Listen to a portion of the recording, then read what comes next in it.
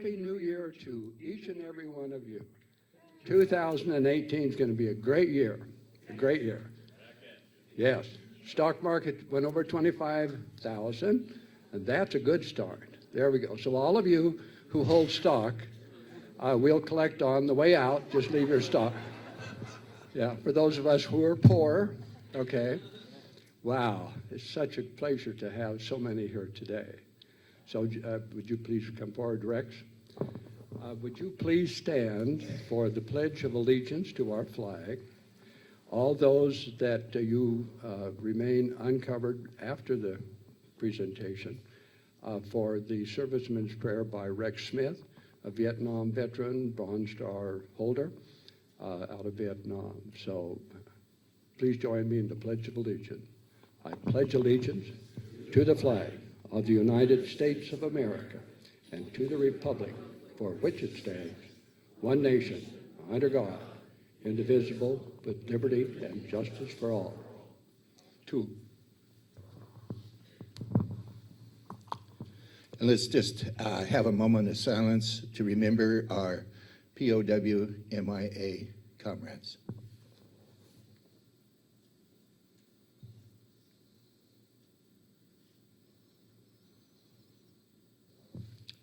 Father God, we are so grateful that we have the opportunity to meet here this morning and to have fellowship and remember the times that we served this great nation. Father, we are honored that we had that opportunity to serve the greatest nation on God's green earth. Father, we just pray now for this time together. Father, we would ask that you would unite us in that effort. And Father, we thank you for the servicemen, and we thank you for the families, Father, that gave their loved ones and were so anxious as they served in foreign lands. Father, we pray now that as they're reunited and have been reunited across the years, Father, that you would bless them and encourage them, give them strength. Father, we ask now your blessing on this time together. We thank you for this beautiful venue that we have to meet, and we thank you for Stan and Virginia and their good work and effort to make this possible. And we say these things now in Jesus' strong name. Amen. Please be seated. We'll do the drawing first. For those of you who purchased tickets, the last four numbers are 0094. And what we have been doing with the funds, we have been taking over cards to the National Guardsmen here in McMinnville. So far, we've delivered four $40 ones, two $35 ones, and a $62 cash over to the commander, Michael Lee. And then he uses his discretion to hand to a National Guard member who maybe needs just a helping hand at this time. So who was the winner? 0094. We have about $36 for you.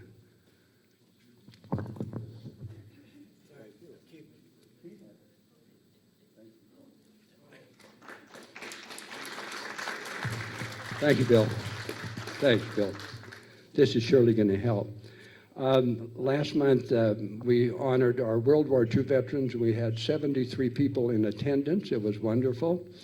And the veterans then all received, courtesy of Lester Herring, this photograph that he ran out copies for each and every one, and they were mailed to the World War II veterans. Now, Lester has about 5 or 6 extra ones, so he'll be at the table after the meeting today. Oh, he's got 2 left, okay? Yeah, anyone who would like those, they're beautiful. I want to thank Lester personally. Yeah, I want to thank Lester for all that he does. That was great. Lester, thank you. There's opportunities for us as seniors to help teenagers. I have a list of teenagers from the McMinnville High School and their phone numbers that are willing to do work for you. house sit, cut the grass, mow, whatever you'd like them to do. If you're interested in that, I'd like you to see me on that. On the Browns, Carol, would you stand, please, Carol Brown? Carol brought with her Vietnam certificates, and would you explain that quickly, Carol? The 50th anniversary of the Vietnam War. There's a pin, and we only have about 4 of those right now. We'll probably get more in. But anyway, if anybody has not received one, we can do that at the end of the meeting. Okay, so you'll be at the table afterward to hand that out to Vietnam veterans. Thank you. At this time, also, I wanted to tell you that on Tuesday I went to the VA in Salem, and I'm practically a new man. I am going to get new glasses, courtesy of the VA, and I have new hearing aids. It cost about $6,000. So this is great help for Virginia.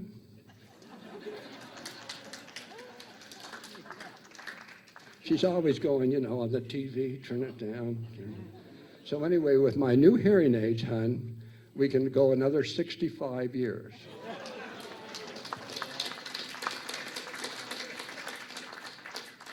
On the desk over there was a star that did such a tremendous bit for us on PR last month. And so this is a copy of the photo that he did. Lester did on the vets honored on Pearl Harbor Day, and they're on the table over here if you'd wish one. If you didn't get a newspaper, pick one up, please. I'd like to introduce Wayne Clemmer. Would you stand, Wayne? Wayne is a colonel. Wayne is a colonel and a school teacher, U.S. Marine Corps, 30 years in the engineering area. Would you give us a moment or two and tell us what you did, please? 30 years. I did come back for one duty station as an inspector instructor down in Eugene, but I spent all my time. I am an Oregonian. I did grow up here. I grew up in Tiger, graduated from Tiger, and then went to Portland State for 4 years, and then went to Lewis and Clark for 2 years, and then later on did postgraduate study at Oregon, for those Oregon State people here. And with that, I eventually ended up retiring and coming back to my farm, which is about 10 miles out of town, between Sheridan and McMinnville, right on the border. Right. The colonel will be our speaker next month, so please attend. At this time, I'd like to introduce John Bronson. He's a writer from Kaiser, and he is writing a book on the Cold War, Defenses for the United States. So, John, please. Thanks, Dan. I guess that's close enough. So I am John Bronson, and he's given me just a minute here to speak. What I'm looking for is I'm actually interested in talking to veterans of the Cold War period, which means after World War II, people that were involved in the defenses of the United States and North America. So some of the examples would be air defense radar sites, Nike missile sites, SAC bomber bases, SAC missile sites. But the focus of this book is the defenses that we established, as a country for North America. But it's a long period. These efforts started in 1946, pretty much still going today, although the ones I'm talking about really ended in 1991 with the end of the Cold War and the demise of the Soviet Union. But at any rate, again, so I look around, I don't know how many of you might be in that category, but again, I'm looking for veterans and just trying to get their stories and, talk to them a bit just to get additional perspective, primarily for this book that I'm working on. So, thank you very much. You bet. So we can contact you, John, to do that, for interviews with the veterans who would like If to. anyone wants to talk to me or ask at the desk here another way. I'm Very always good. here 1 day a week. So. Stan, would you come forward, please?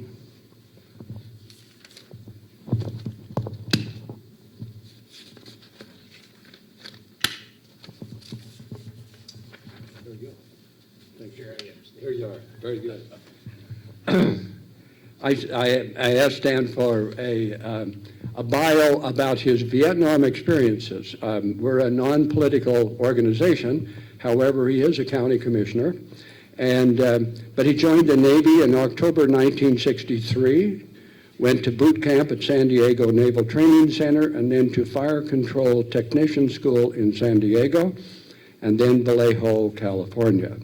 He got orders on the USS Henry County, LST 824 in San Diego, made his first trip to Vietnam, September 1964. Went back for most of 1965 and 1966. The last trip was the beginning of 1967. He was discharged in August of 1967 so that he could return to college. He beached at Cholai in 64 and then spent 66 days, 24 hours a day, 7 days a week, going from Chulai to Da Nang, bringing supplies to troops on the ground in and around Chai Li. Spent most of 65 and 66 taking troops and equipment along various rivers in the Mekong Delta and into Saigon.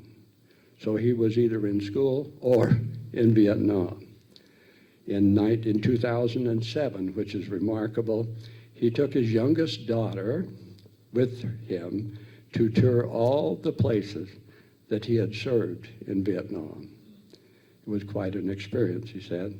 This time he even got to Hanoi and the Hulong Harbor in the Bay of Tonkin. So with a great deal of pleasure, I introduce to you Stan Brimvich. Thank you, Stan. This will teach you. I called Stan and said I'd like to come and just take a few minutes to make you all aware of the Habitat for Humanity vet build, which after I talk for a few minutes, you're going to hear more about. With that, he said, great, you can be our program. So be careful if you ask Stan for something. You'll be up here. No, it's really a pleasure to be among people who really understand the importance of our way of life. And everything you did is what makes it possible for us to gather together like this without worrying about somebody doing something that we would prefer they didn't. So I just want to thank each and every one of you here.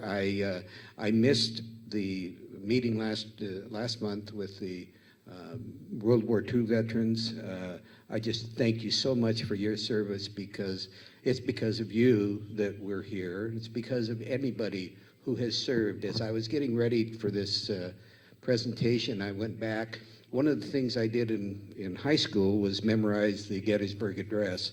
And one of the things about that, President Lincoln really got it right, hit the nail right on the head when he talked about it's for us, the people who fought and died at Gettysburg, they hallowed that ground so much more than the people who came there to dedicate it as a final resting place.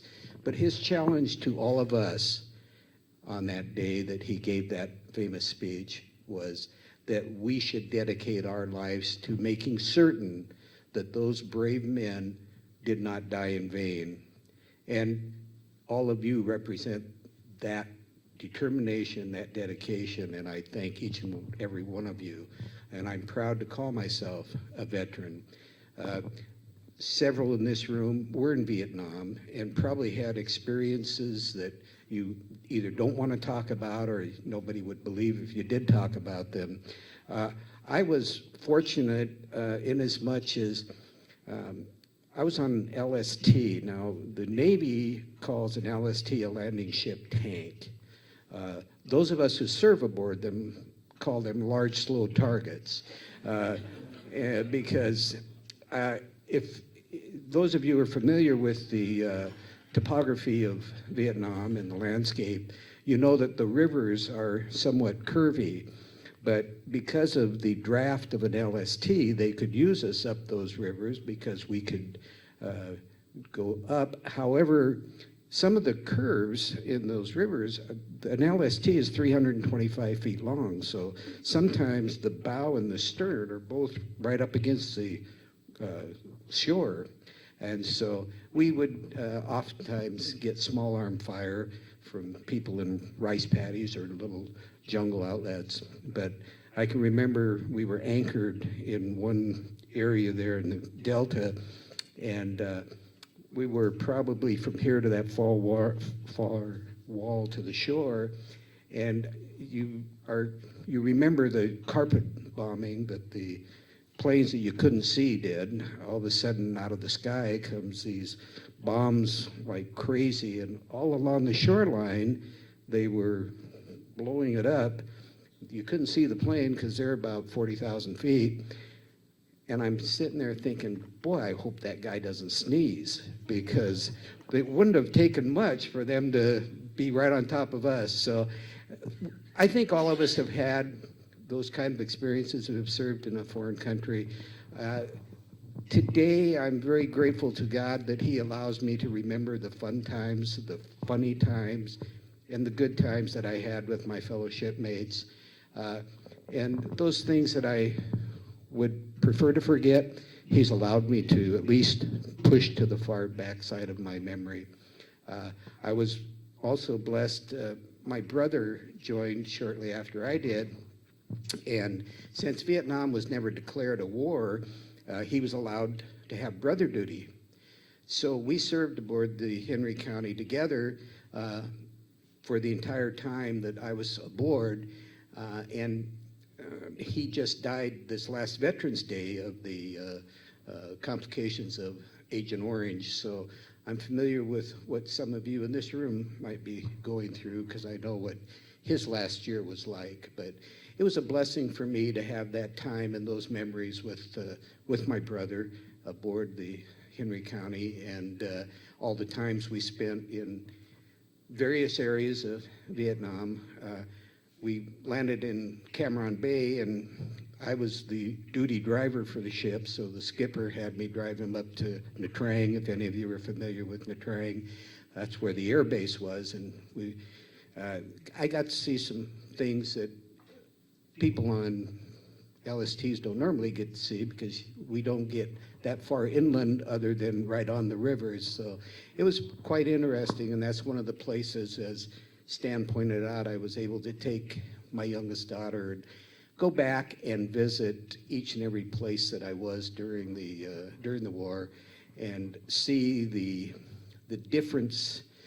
Unfortunately, I was there early on before a lot of the country was defoliated, and I can remember Chulai. The first time we landed there was the first time a ship had been in that harbor since 1789, and so the harbor was not clearly mapped.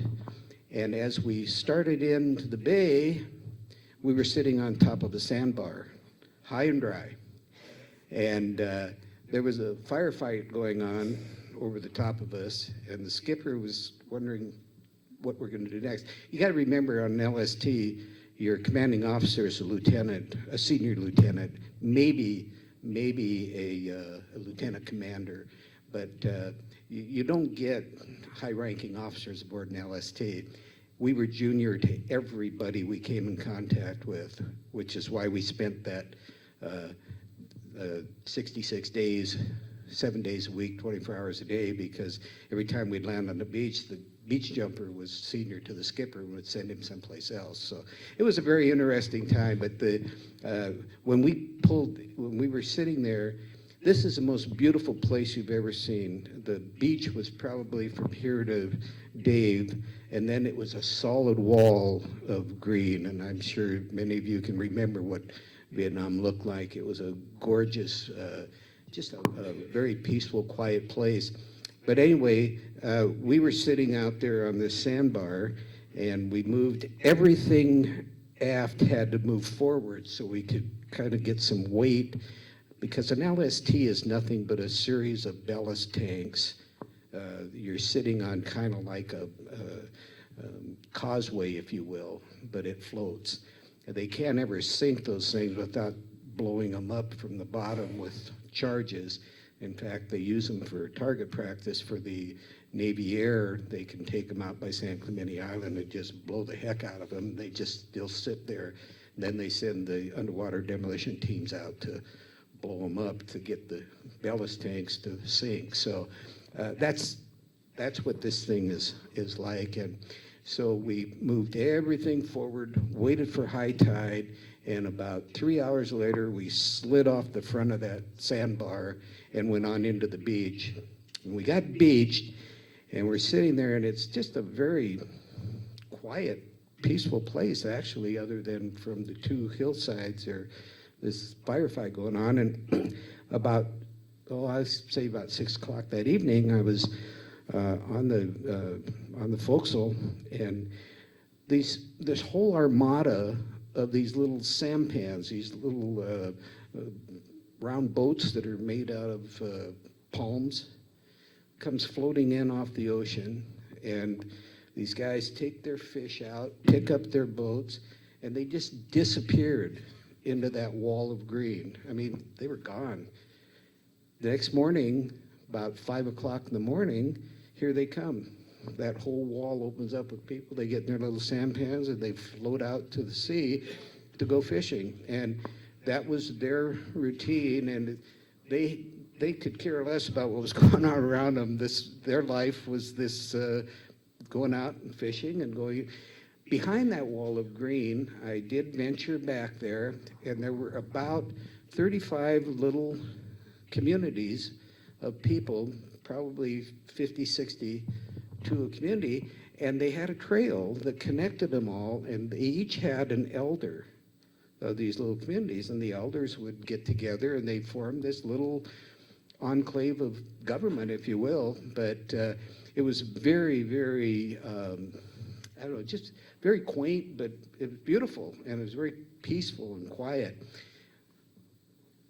We left after that, several days of hauling supplies there, and we didn't go back to Chulai until just before my final trip home in '67, and we came around the point, and my jaw dropped, and as far as the eye could see, all the way to the horizon, were Quonset huts and trucks running around. The whole thing was a supply depot.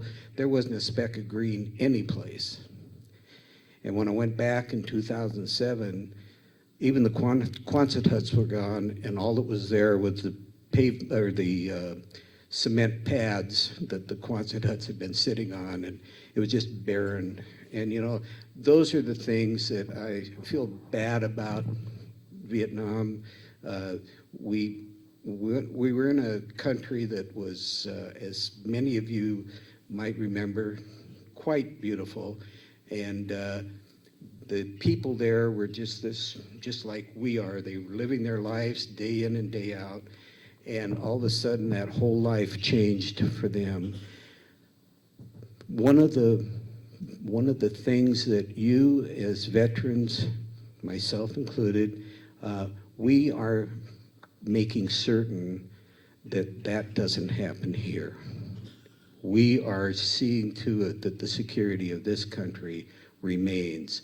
And having seen what happened in Vietnam, I certainly would fight to the death to make sure that we never allow that to take place in our country. So that was just one of the examples of the changes that I saw from the first time I beached at Chulai and the last time I was there. It was a significantly different place. And I know each and every person in this room has stories of the time they were in service, has things that have really are indelibly imprinted in their minds. And we could sit here and tell story after story after story. I know you all have them.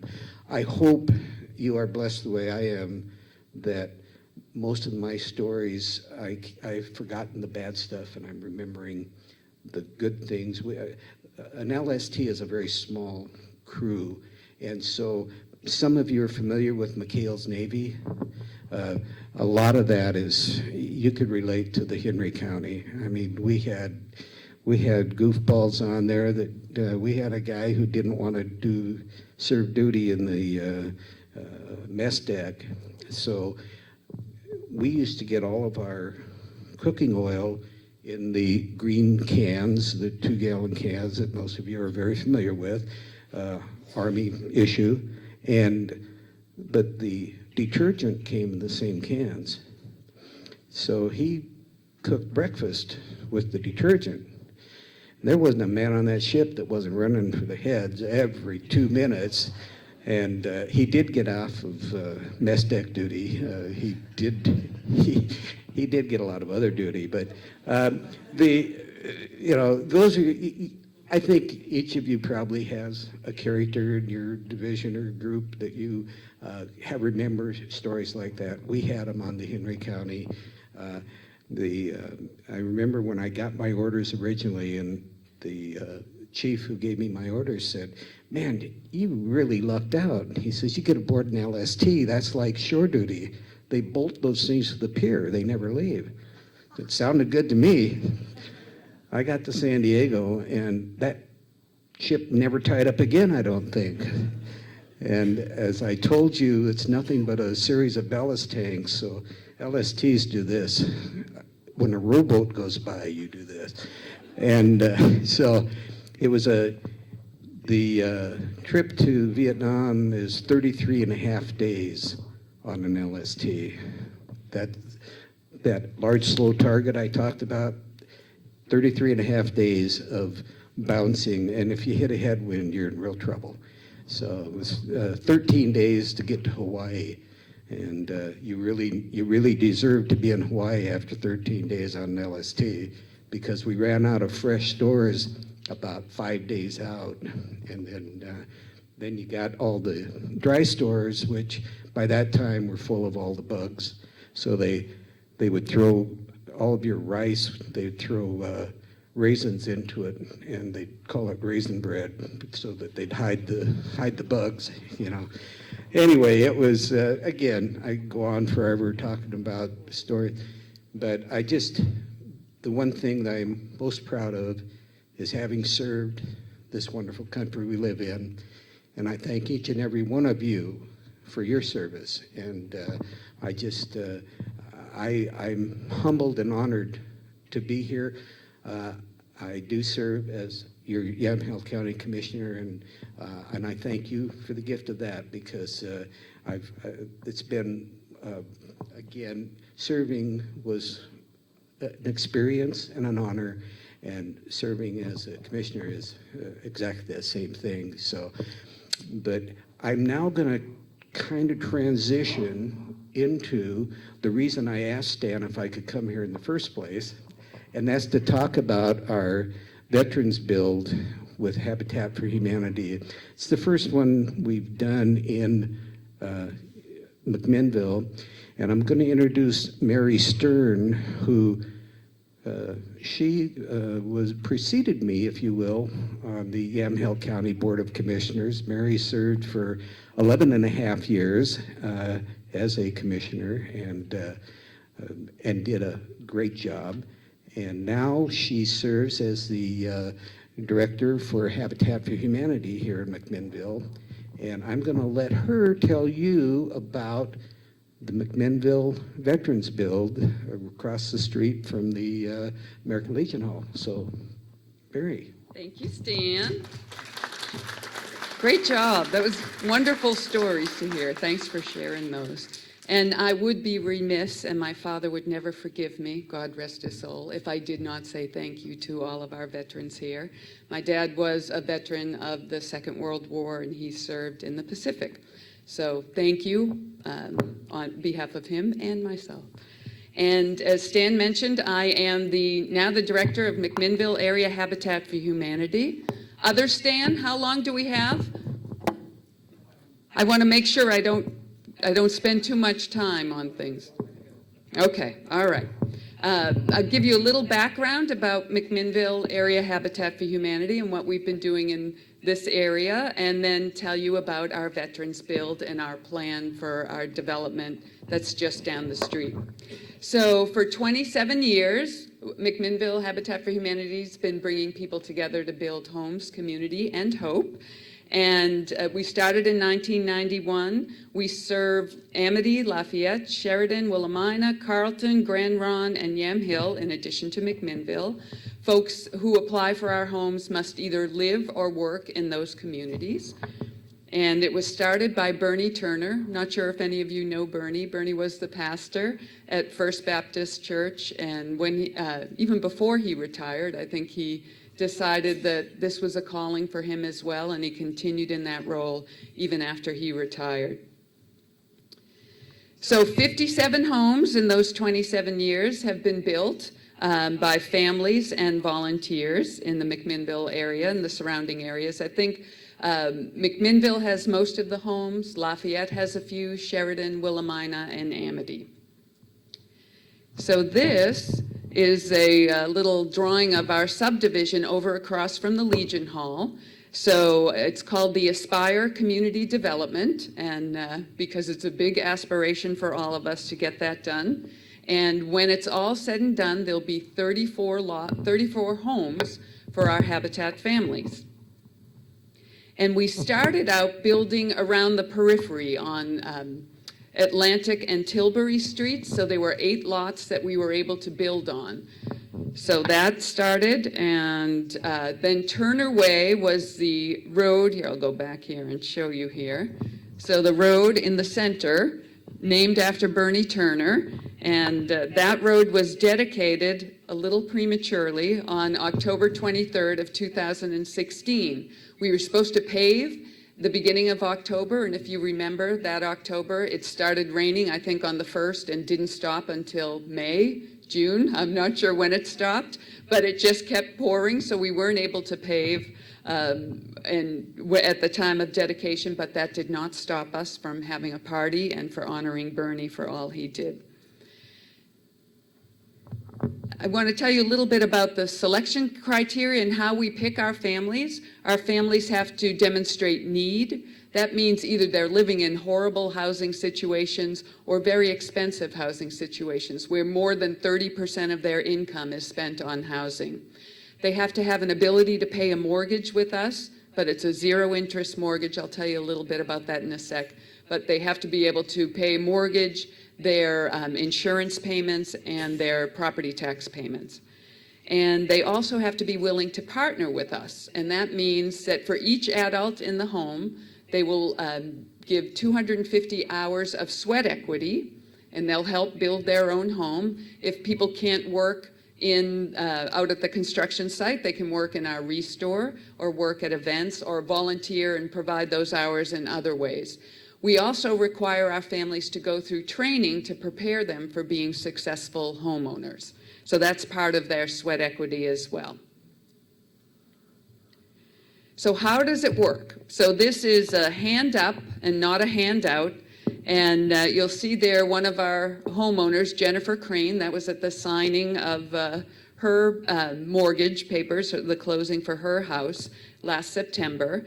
And so for Jennifer's house, it cost Habitat about $165,000 to build a 4-bedroom home. And that price includes the infrastructure going into the development, the price of the lot, and then what it takes to build the house, and that includes even some donations. But the cost of the home for us is about $165,000. It was appraised at $265,000. So that's a big difference. And the first mortgage that Jennifer pays on is 0 interest for 30 years. So it's a very affordable payment for her to be able to make. And then she's able to pay for her insurance and her property taxes as well.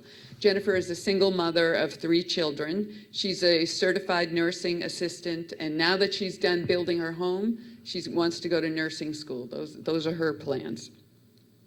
So then the $103,000, that the difference between the appraisal and what it cost us, We have a second mortgage. So we are the bank. We hold the first mortgage, and then the second mortgage of $103,000. That just sits there silently. And that's so that the new owner couldn't flip the house and sell it and take off with all that money. We want to make sure that this home stays with folks who are in need of affordable housing. So that second mortgage stays silent for a period of 10 years, and then after that, every 5 years, it decreases by 5%, so that at the end of the 30 years, the homeowner owns the home outright. And that only comes into play if they were to sell the home, and then we hold those two mortgages, so we would have a right of first refusal to buy that house back from them at a fair market value, and then put a low-income family in there who has a need for housing. So we keep it in the Habitat family.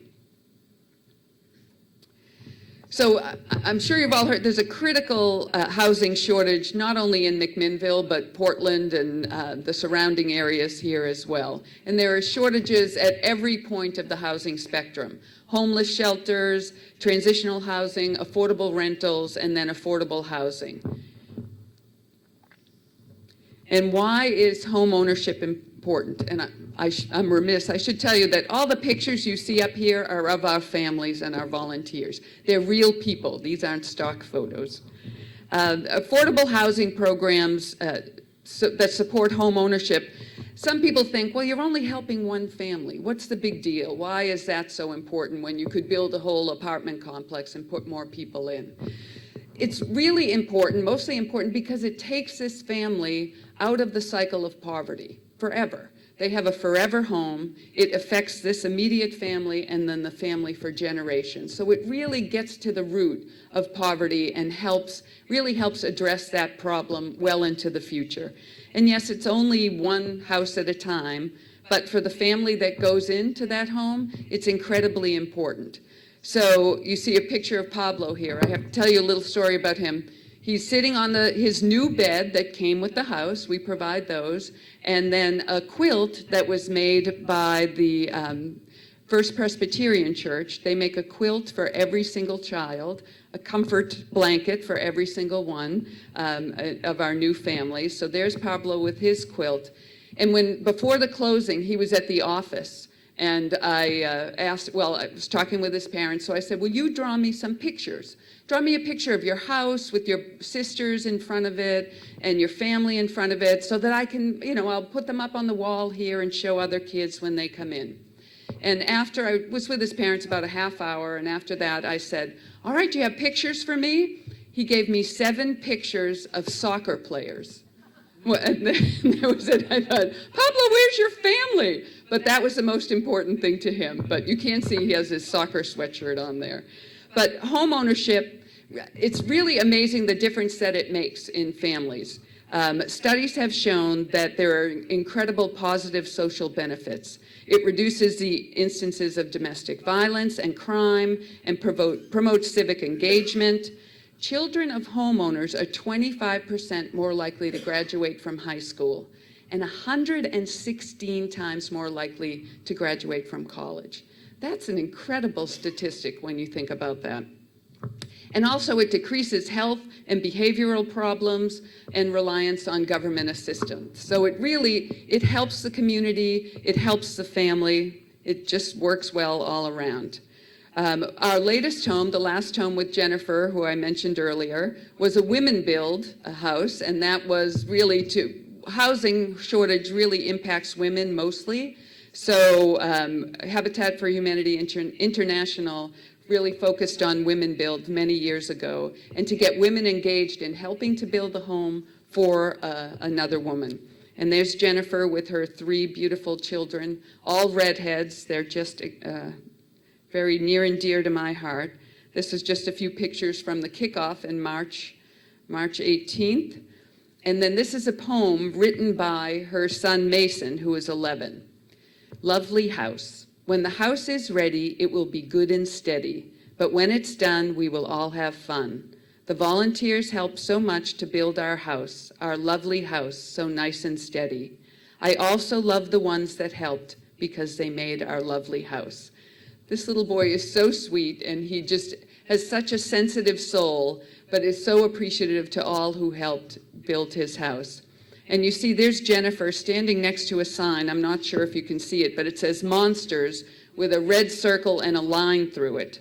And that's because her daughter, Brooklyn, or I'll tell you the story. Brooklyn is 5 years old. Actually, she just turned 6. But she had Jennifer call me one day while we were building their home, and she said, Brooklyn wants to know if you will go and spray for monsters. And I said, all right, we will spray for monsters. I think they had moved around so much, and she had fear of moving and fear of new places. And so we said, we will definitely, before you move in, we will spray for houses. And this spray she's standing in front of is Monster Be Gone. Made up by one of our staff members' cousins who makes, it's just, an herbal spray. So we walked around the entire home and sprayed the foundation before anyone got to go in the house. But here's a few pictures of the home dedication in September. There's the family in front of their house, the big crowd we had there. Stan, I believe you were there. And then there's Brooklyn jumping on her new bed with her new quilt. Whoops. And then our next homes, at the end of June, we selected 3 new families, and here they are pictured here. In August, we did a groundbreaking out at the site, and all 3 families are there. And their houses will be, I don't know if I can reach. So we built the first 8 houses around the periphery, and next we're going to be building these 3 homes here. But a house we're working on right now is our Veterans Build home.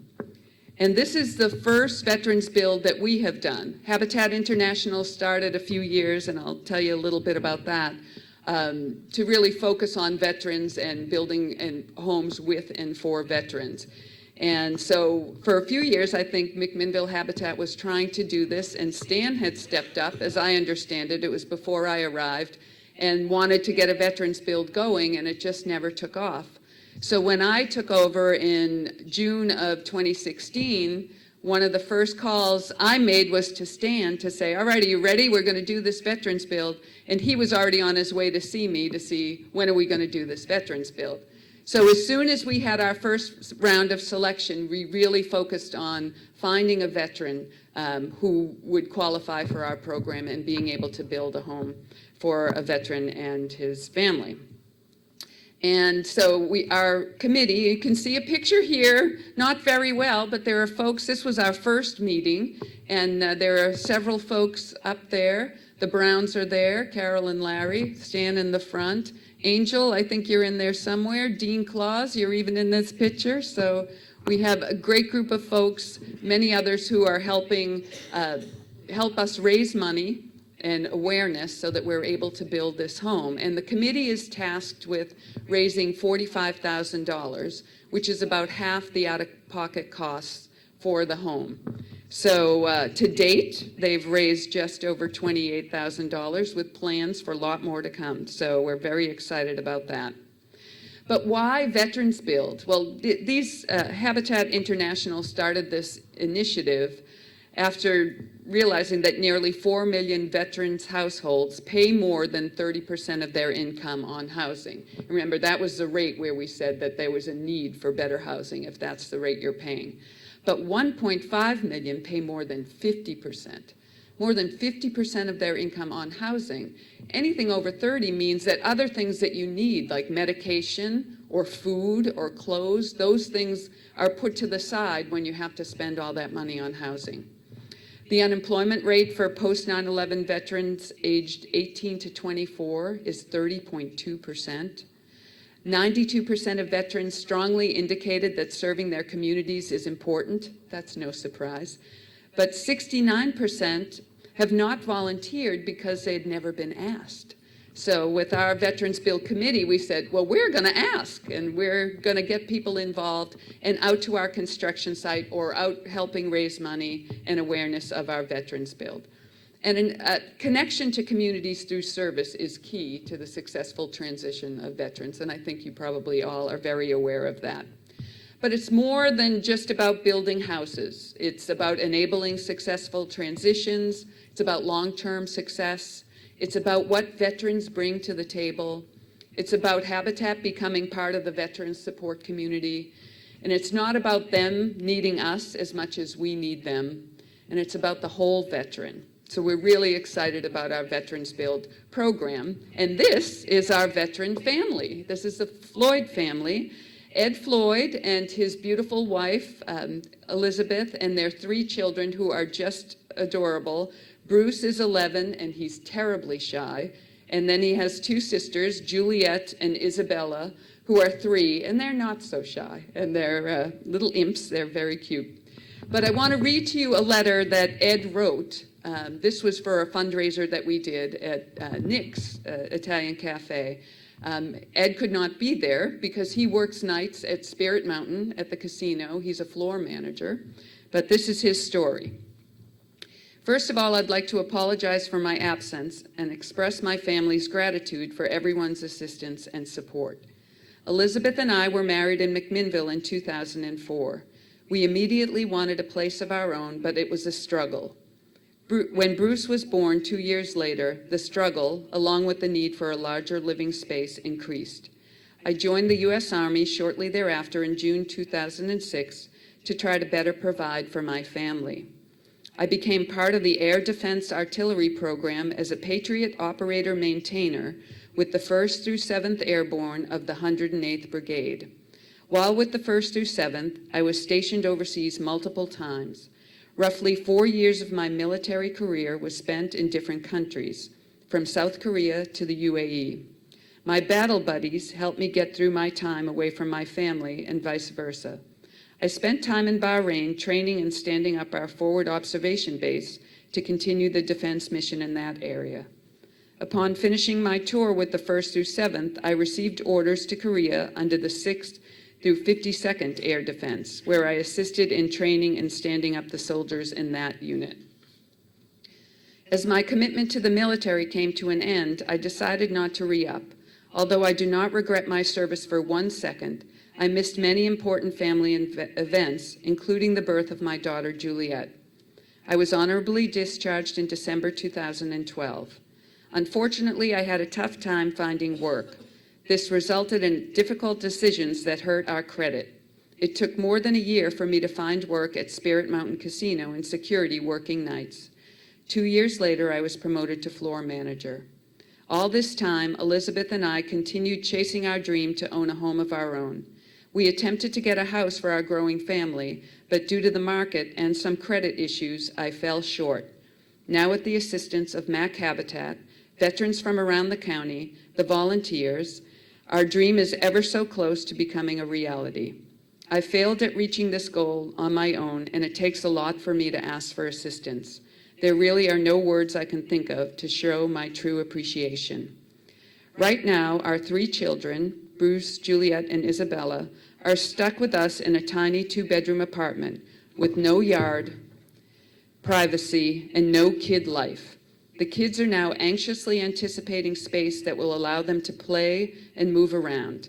They are so excited to have their own rooms. My family is eager to complete our home, but we also can't wait to start helping to build another family's home as well.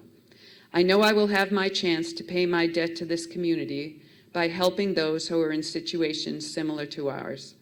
We are grateful and humbled to be moving through this process. Thanks to you and MAC Habitat, I will not fail at this dream. Thank you, Ed Floyd.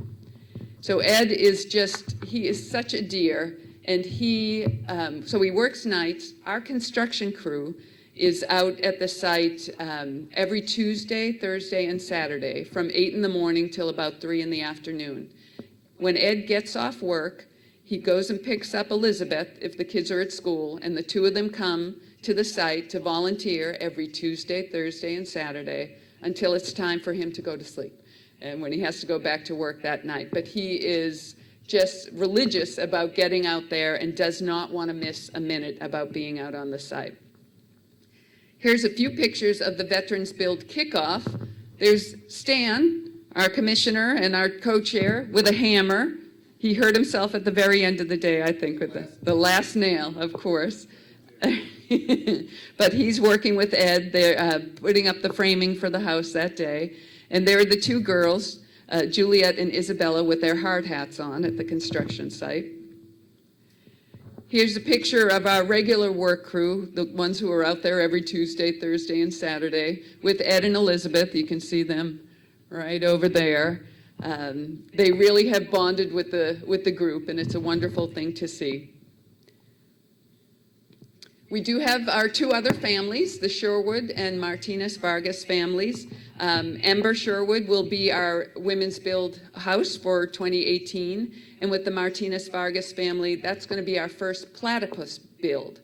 So it's going to be a ducks versus beaver, or ducks and beaver build. So we're going to try and see if we can get a competition to raise funds with ducks and beavers to get that home built.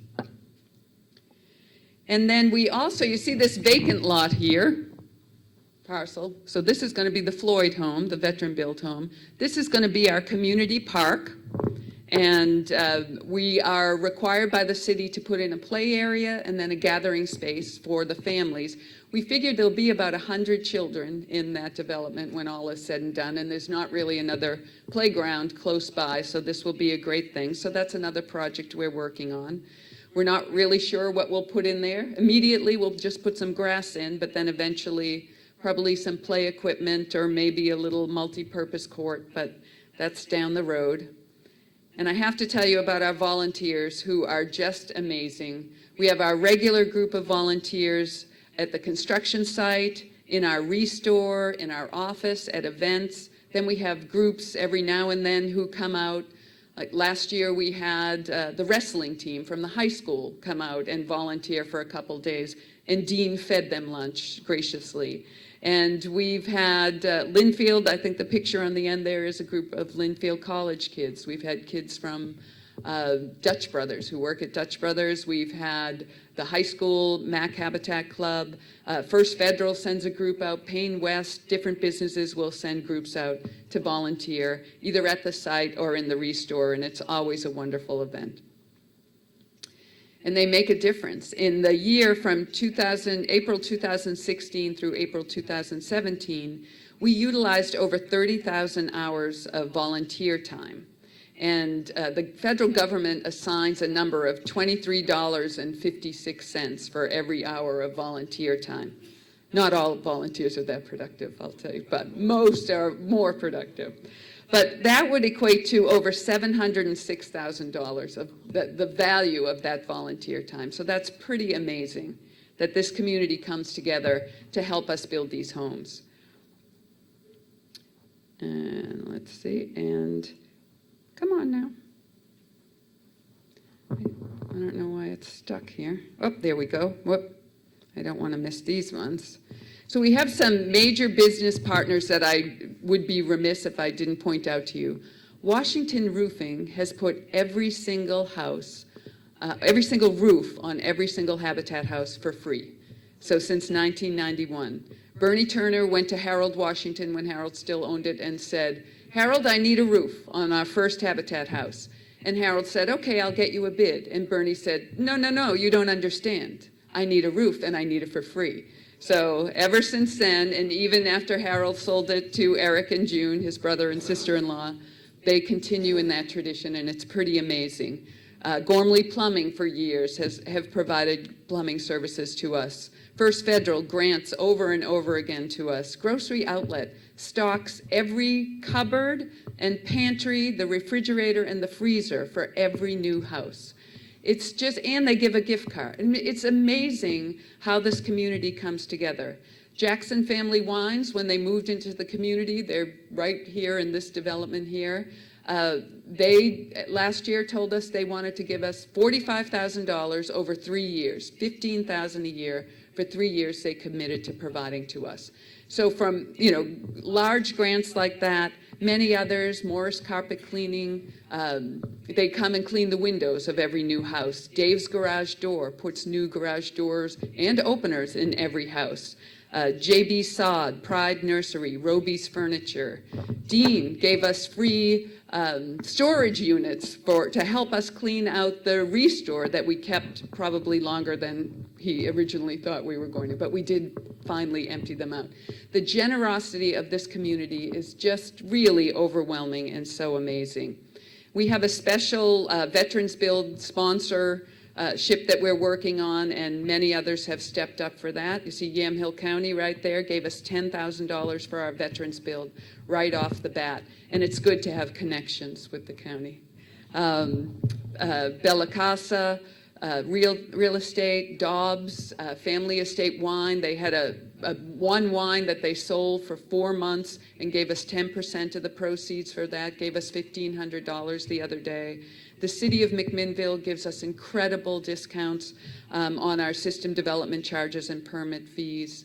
U.S. Bank is just awarding us a grant, the Oregon Association of Realtors, Serendipity, Senior Solutions of Oregon. So many organizations really come and step up to help us do this. And if any of you are interested in helping, you can become a Veterans Build sponsor. I have information on that. You can join our Veterans Build or Women Build or Park Committee if you'd like. You can raise money through an organization such as this. You could attend fundraising events, provide gifts in kind for the construction site, volunteer at the construction site with a group or as an individual, shop, donate, or volunteer at the Restore. We even have cookie ladies who provide snacks to our construction volunteers so that our volunteers never go hungry out at the construction site, because we have a great group of women who are donating cookies every Tuesday, Thursday, and Saturday. Or you can just become a Facebook friend and sign up for our emails. We'd appreciate your support. So if you have any questions, I'd be happy to take them from you. Yes, sir. You said if the first family has to give up the house for some reason, has to move. How about the second family? How do they get a sweat equity in it? Then we would, the good thing, with this development, we have homes, we're hoping to have at least 2 going at once, or 3. We're going to be picking 3 families at a time so that we always have a place for people to invest their sweat equity. So they have to do those hours before they could move in. So the house may sit vacant for a little bit, and there'd probably be some repair and cleanup work that we do, painting, and the ability to earn some sweat equity that way. It has, I believe it's occurred in 2 situations, and they were able to work that out well. Yes, sir. Yes, but you said that you had women building the houses. Mm-hmm. Is there a professional carpenter teaching or training them? We let men build with the women build too, just so you know. But we have a construction manager who is a professional, and actually in our regular volunteers, the crew that's out there, like some of them, Doug Cruikshank and Cliff Probasco, have been there 17 years. They've been volunteering out there, so they know what they're doing. They're great with the volunteers, very patient, and we can have clinics to help if there's a group that's going out there and they don't know what they're doing. We'll work with them and show them what they're doing. Safety at all times is very important, especially with folks who don't really know what they're doing out there. But we train them, and it's a terrific event. Yes, another question. Same guy, different question. Okay. My daughter worked, I'm not sure if it was in Spokane or here, but she volunteered, and her first assignment was setting the ladder for a man nailing up the pipe. And she didn't get a hard hat, and the people said, "Oh, you need a hard hat." She said, "Why?" "Well, he drops hammers." He dropped about 5 hammers. Oh dear, yes. You almost gave me a heart attack when you said she didn't have a have a hard hat on. We're trying to really enforce that. Sometimes they don't like them because they're not comfortable, but we're really trying to enforce. If somebody's working above you, you must have a hard hat on and safety glasses. Yes. How do you know whether the person is going to take care of the property or not? We don't know, just like when you sell your house, if you sold your house to someone, you don't know if they're going to take care of it as you would like them to.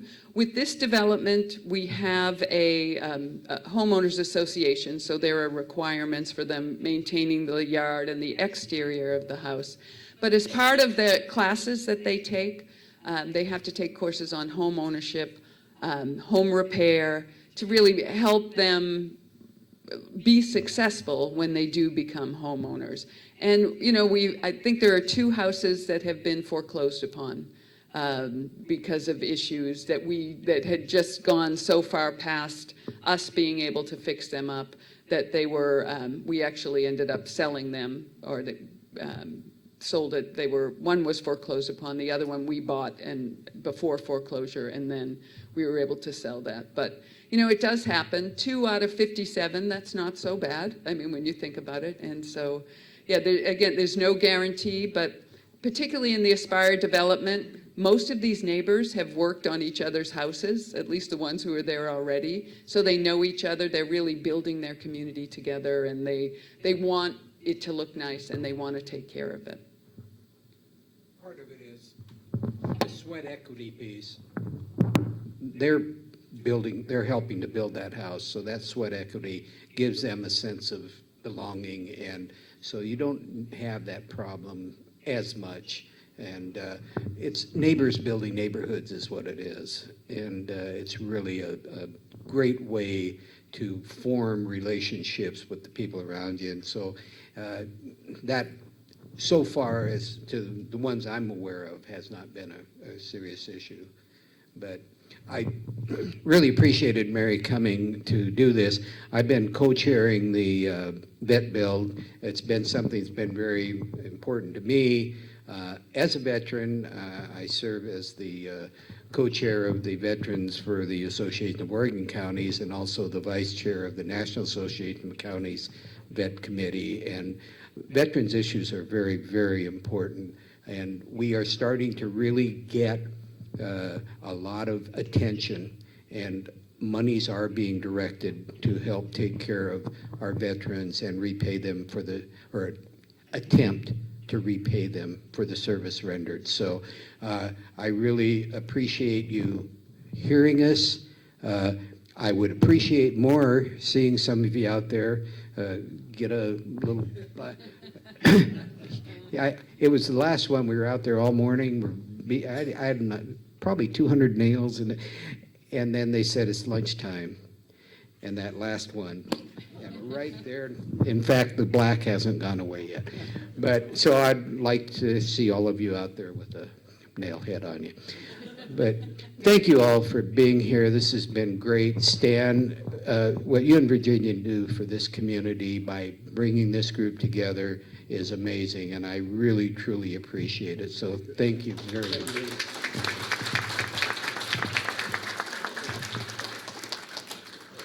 Thank you so much, Mary Stern and Stan Primovich. It's been a real pleasure today, and very interesting that the fact that one of the new homes will be for a veteran, and that's wonderful. We hope to do that every time we select families.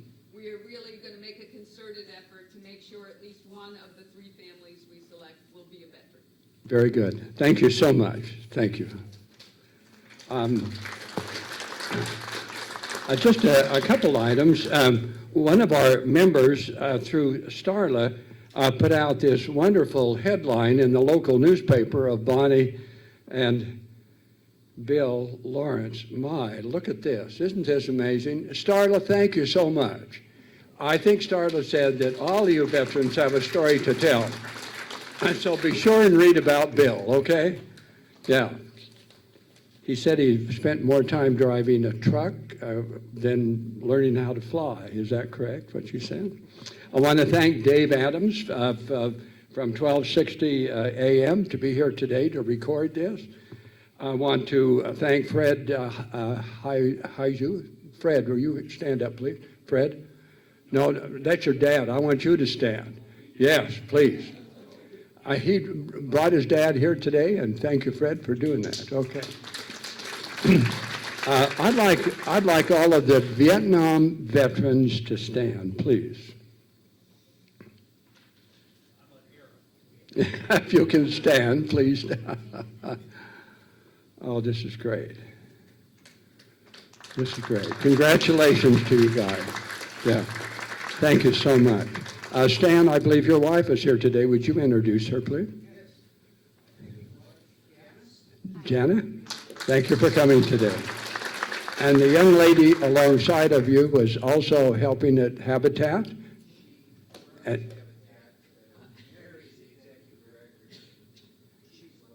And she's the one who does all of the work, is that correct? That's it, that's true. Thank you so much.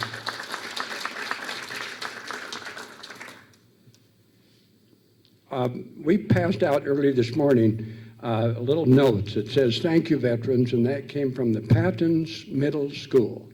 They were thanking you, veterans, for your service. Well, it's been a good morning. I have nothing else to add unless there's good of the order. Anyone comment? Carol, please. Okay, Vietnam veterans see Carol immediately following, over by the tables, okay? Is that convenient? And then at the table, I brought in a whole bunch of information for you and some magazines for you to take home. So thank you very much for coming today. See you in February. The meeting is discussed.